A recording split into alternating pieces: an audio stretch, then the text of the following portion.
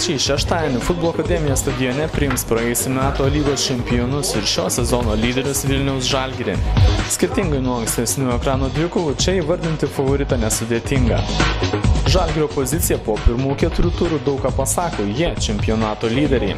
Dar iškalbingesnė varžovų įvarčių statistika 16 tikslių smūgių per 4 mačus.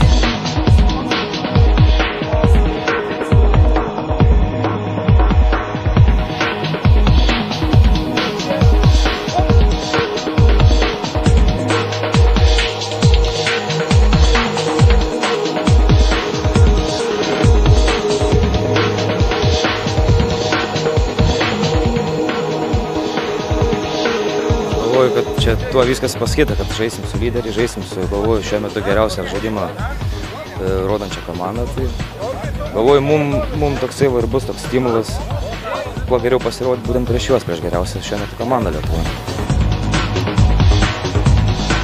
Bus sunkios varžybos, kaip žinom, Žalgiris demonstruoja neblogą žaidimą, atakuojantį.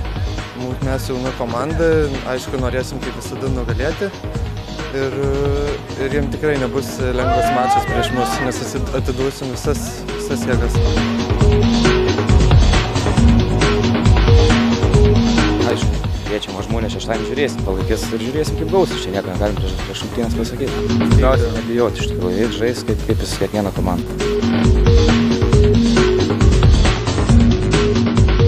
Aišku, visose grandyse turi po 2 žmonės labai aukštos klasės ir manau, jiems reikia neleisti kontroliuoti kamuolio, reikia žaisti taip, kaip mes mėgstam žaisti su kamuoliu ir manau, viskas bus gerai.